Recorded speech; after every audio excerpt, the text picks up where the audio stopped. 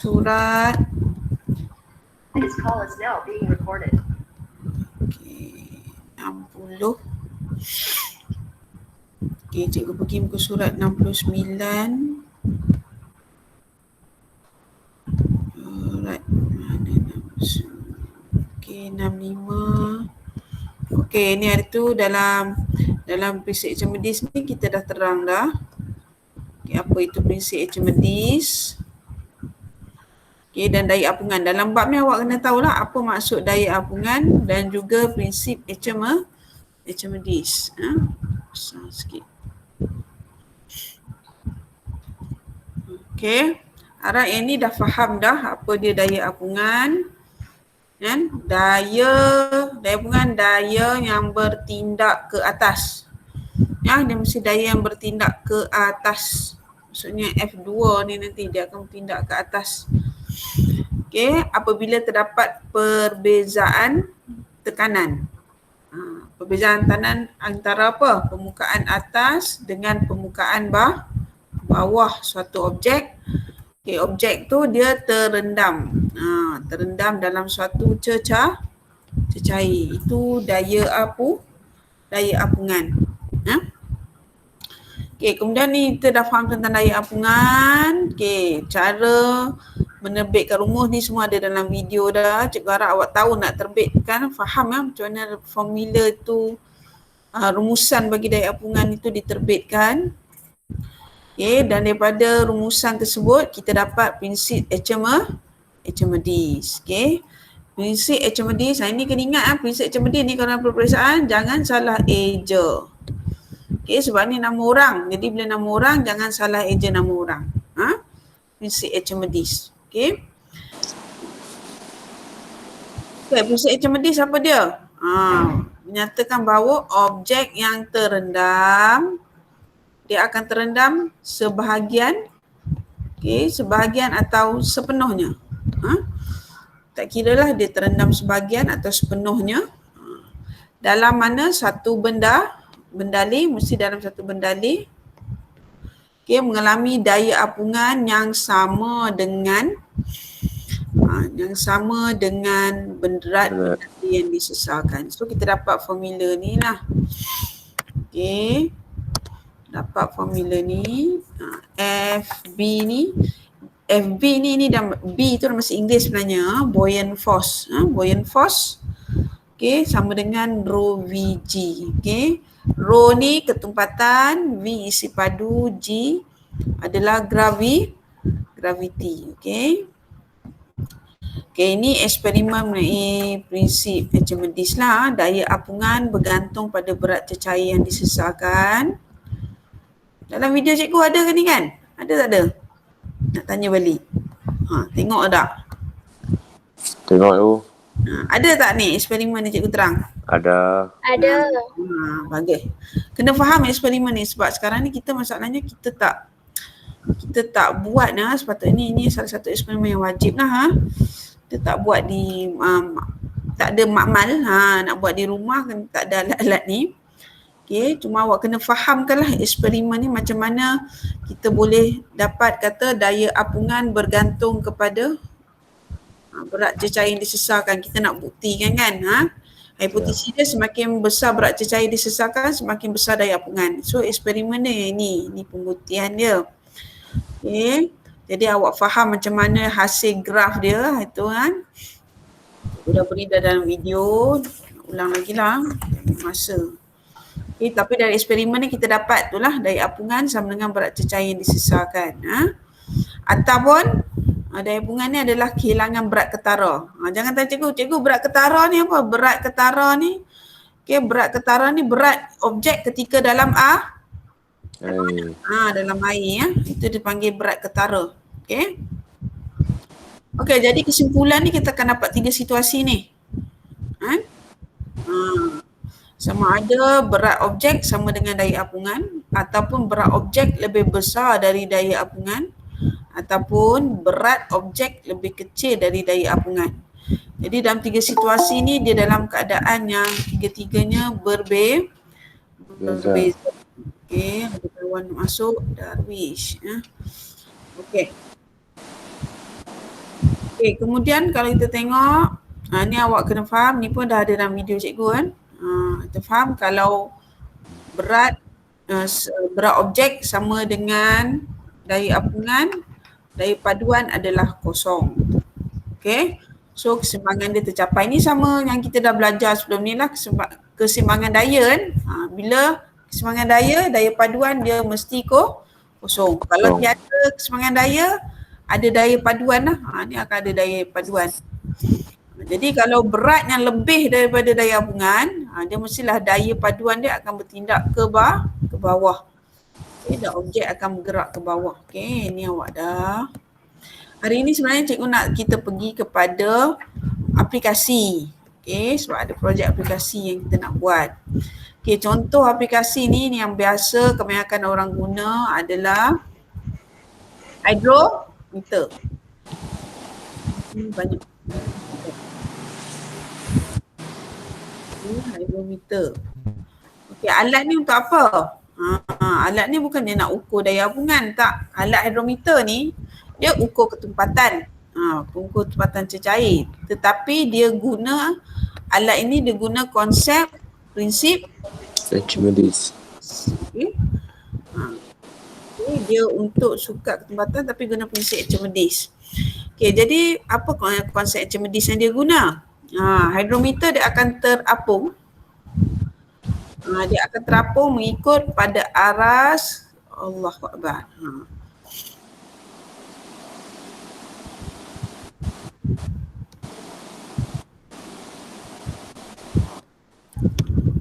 Pada aras kedalaman yang berbeza. Okay. Dia terapung ikut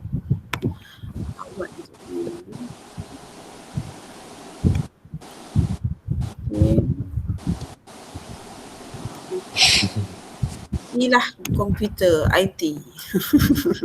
Sabar. Okey. Tak apa, yang penting awak faham. Okey, terapung pada aras kedalaman yang berbeza. Okey. Dia akan terapung pada kedalaman berbeza bagi cecair yang berlainan ketumpatan. Contoh. Okey. Apabila hydrometer terapung pegun. Okey. Bila dia dah tak bergerak lah. Jadi berat cecair yang disesarkan akan sama dengan berat hydrometer. Okey. Tapi apabila katalah cecair yang kita sukat tertumpat, bahagian hydrometer yang tenggelam di bawah permukaan cecair adalah lebih besar. Okay, untuk menyesarkan isi padu yang lebih besar. Dan ia akan berlaku sebaliknya lah kalau cecair yang kita guna lebih tumpat. Ini kalau yang kurang tumpat. So alat dia macam ni lah. Maksudnya kalau cecair berketumpatan rendah, bacaan rendah, dia akan lebih tenggelam. Dia tenggelam. Okay, tenggelam. Kalau ni awak nampak, kalau dia berketumpatan tinggi, berketumpatan tinggi, dia akan lebih terapung. Okey. Seterusnya, kalau kita tengok, okey, alat ni selalunya biasa diguna di mana? Selalunya kilang apa? Kilang buat Susu. Sebab nak uji tengok kecairan susu lah. Susu tu pekat ke cair. Okay, kalau pekat dia ketumpatan dia lebih tinggi lah. Okey. Yang ni kalau kita nak, ni alatnya, aktiviti mana kalau kita nak guna hydrometer. Amal lah ni ya. Okey, aplikasi kat sini kita tengok yang ni bagaimana sebuah kapal selam kadang-kadang boleh tenggelam, kadang-kadang boleh timbul. Jadi ada satu projek tugasan ni yang cikgu nak awak buat di sini. Kita terus pergi pada tugasan ni. Apa ni? Penyelam, membina penyelam Cartesian. Okey. Ini sebenarnya tugasan yang cikgu nak minta awak buat. Okay, awak dikendaki membina penyelam Cartesian untuk menunjukkan prinsip kerja tangki balas di dalam kapal selam. Konsep dia menggunakan konsep prinsip Archimedes lah. Okey. Jadi kalau kita tengok kat sini, radar-radar dia botol. Kalau awak tengok sini, dia kena guna tabung uji. Okay, nanti cikgu share satu video. Ada kita guna kaedah lain. Kaedah kita menggunakan alat apa yang ada kat rumah. Okay, alat apa yang ada di rumah. Alright. Okay. Nanti awak akan tengok. Sekejap lagi cikgu tunjuk kan. Okay. Boleh. Ini awak tengok dia konsep dia bila tabung uji terapung di permukaan air akan ada udara yang terperangkap. Tabung uji ni dia akan naik terapung. Tapi bila awak tekan botol ni nanti dia akan menyebabkan air memasuki tabung uji. Tabung uji ni akan udara di dalam tabung uji ni akan diisi dengan air dan menyebabkan tabung uji tenggelam. Ini dia menunjukkan, penyelam kartesian ni dia menunjukkan konsep prinsip kerja tangki balas lah. Macam kapal selam, awak macam nak bina tangki balas lah ni. Tangki balas dalam kapal selam lah. Okay. Cikgu tunjuk cikgu share satu video dengan awak dulu. Ini tugasan yang pertama. Okay. Tengok video ni. Okey.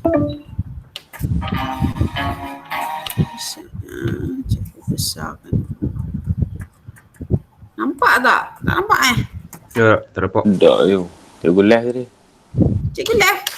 Tak, yang presenting tu lah. Yang tu cikgu dah left dah. Cikgu stop sharing.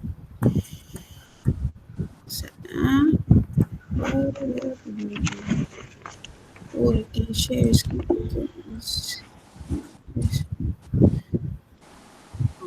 Boleh share pula. Sekejap ni, try lagi.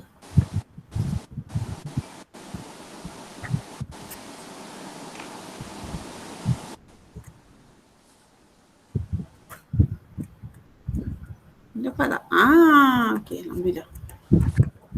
Okay. Fine. Pak. Nampak. Okey. Cikgu start balik. Tengok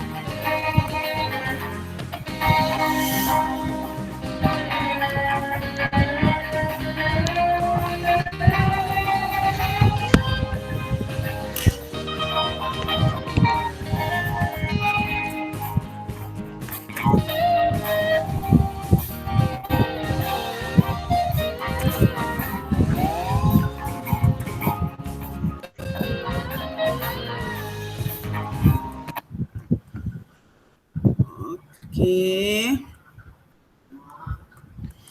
Okey. Itu tadi. Okey, semua dah tengok tadi kan? Ya, dah. Okey, agak boleh faham tak apa nak kena buat? Faham. Mudah-mudah. Mudah-mudahan. Okey, kita tengok balik tadi dalam buku teks tu. Okey. Teks cikgu tadi. Okey. Jadi awak kena buat ikut dia sebenarnya samalah macam kaedah dia dalam buku teks ni ya. Cumanya kita nak tukar tabung, kita tak nak guna tabung uji lah. Okay, kalau awak Google cari ada banyak kaedah, ada setengah ada guna penutup pen pun ada. Kalau tak nak guna straw, maksudnya satu alat yang boleh memerangkap udara lah.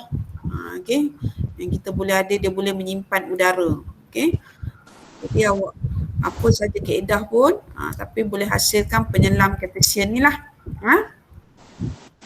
Okay, iaitu ni tugasan yang pertama. Cikgu nak awak buat ni alat ni, okay, dan cikgu nak awak video kan. Okay, video kurang macam yang tadi kita tengok video tu lah. Okay, tapi ini hasil daripada kerja awak sendiri. Bukannya jangan ambil video orang lain masukkan pula. Tak, ni maksudnya awak buat sendiri penyelam Cartesian ni dan awak videokan. Okay. Kalau nak buat masuk video tu dalam TikTok pun tak ada masalah. Hantar dah TikTok tu kat cikgu. Boleh. Masalah. Okay, asalkan dia video lah. Guna app siapa pun tak kisahlah. Okay. Itu tugasan yang pertama. Okay. Yang itu cikgu bagi tempoh dalam seminggu ni lah. Boleh? Okey. InsyaAllah. Seminggu ni. Okay. Dan untuk kerja, kerja. Latihan sikit.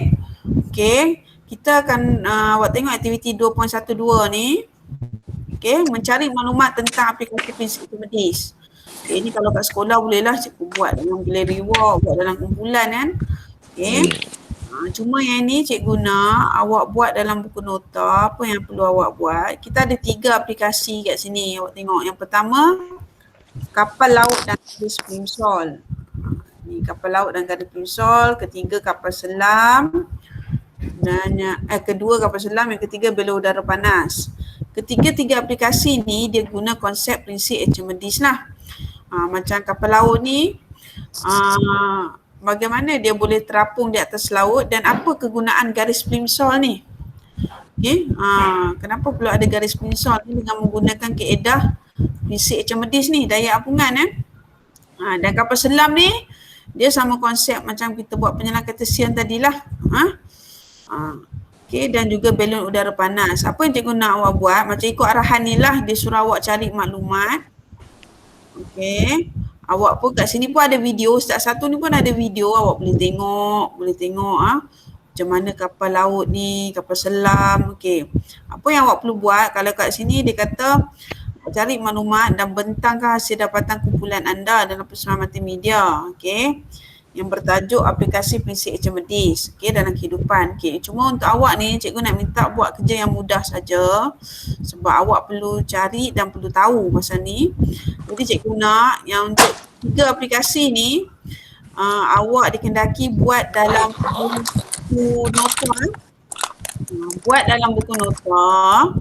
Setiap aplikasi ni cari maklumat dan awak terangkan apa kaitnya dia dengan prinsip Archimedes. Okay, apa aplikasi dia dalam prinsip Archimedes. Ya, buat dalam bentuk, maksudnya nota buat dalam bentuk karangan lah, esei saja, esei pendek. Tak perlulah buat satu tajuk ni satu muka surat, tak, penerangan pendek je.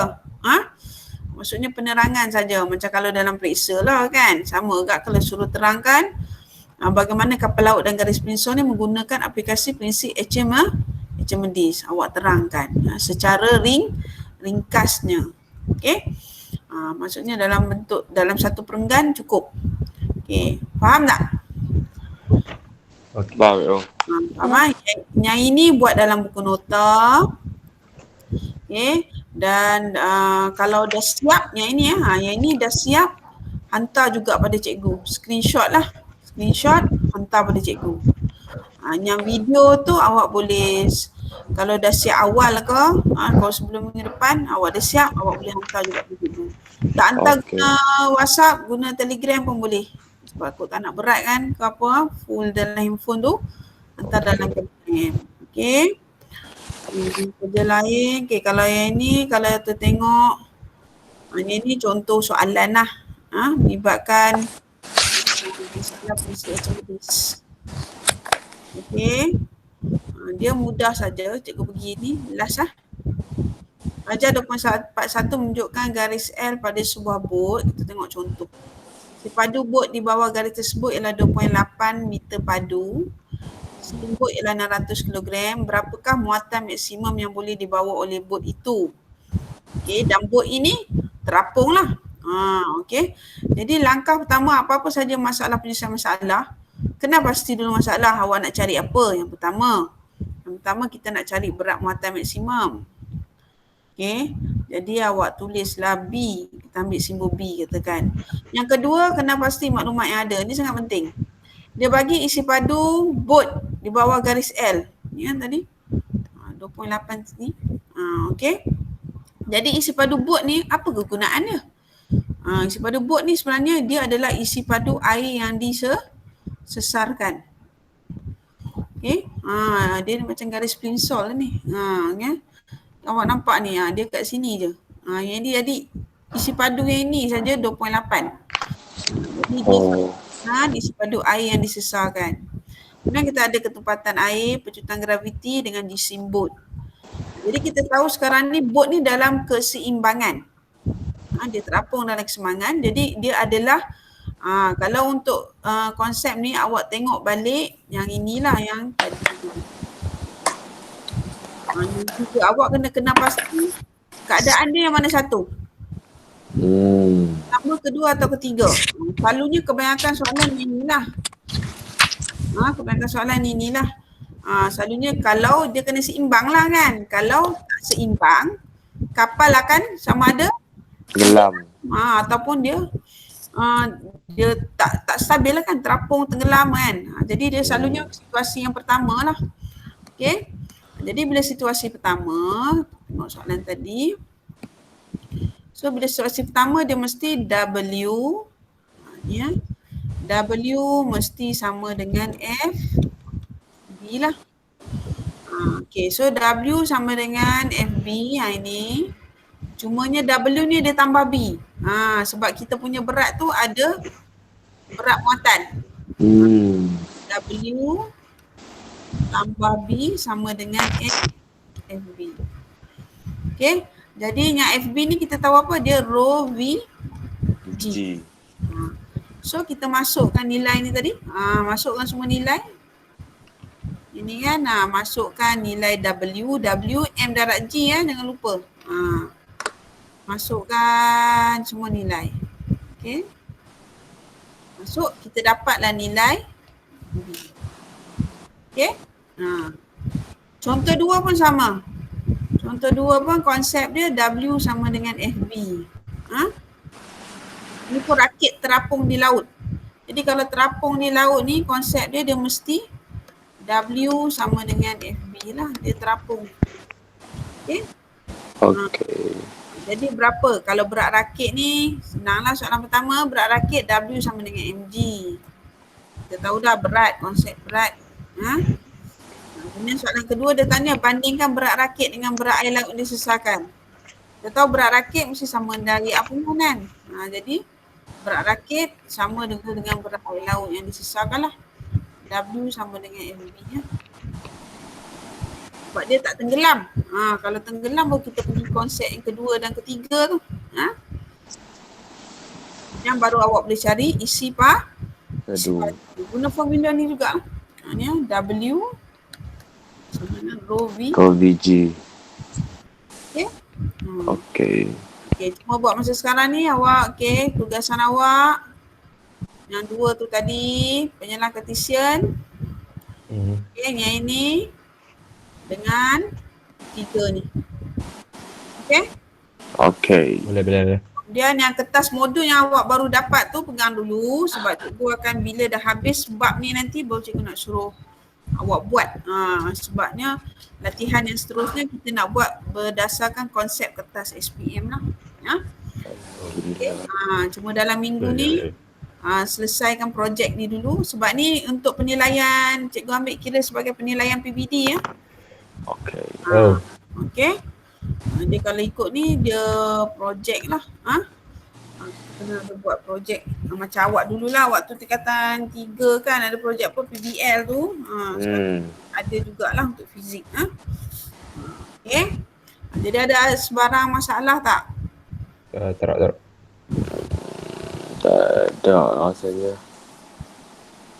Fariza, Ilham, Darwish, Intan Zarida. Dia Adin tak dia masuk cikgu sebab dia buat lesen. Siapa? Adin. Oh, Aidin. Zarid. Okay, tak apa. Ni Meet ni cikgu record, nanti cikgu akan masukkan balik dalam Google Classroom. Jadi kalau awak nak refer balik, okay, awak boleh masuk dalam Google Classroom. Cuma last ni, cikgu nak share satu benda. Tengok awak boleh nampak tak? Ada sekolah lain buat video. Awak boleh buat contoh video macam ni juga. Tapi dia punya tajuk lain.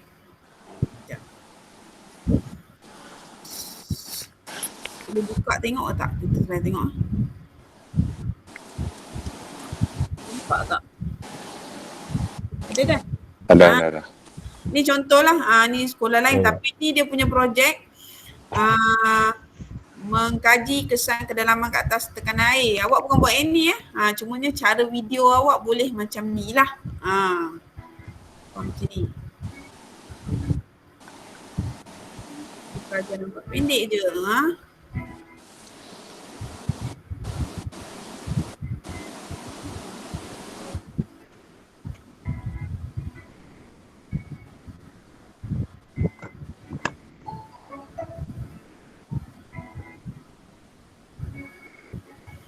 Ini kedalaman air ya.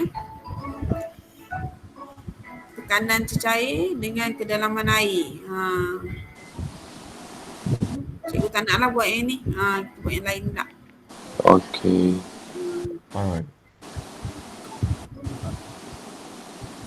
Cumanya yang awak ni dia tak ada satu lah, tak ada laporan lah. Alhamdulillah. Cuma dalam sebab ini dia ada aktiviti kena ada pengukuran kan. Macam ni, macam cikgu punya tak ada lah. Dia tak perlu ukur apa. Okey. Jadi kalau ada apa yang tak faham apa, boleh PM dengan cikgu lah. Yeah. Alright. Apa-apa segala bahan yang awak tertinggal, tolong rujuk pada Google Classroom balik. Okay? Okay. Okay. Tak ada masalah. Kita berhenti setakat sini. Okay. Assalamualaikum. Waalaikumsalam. Terima kasih cikgu. Terima kasih Sama. Cikgu. Cikgu.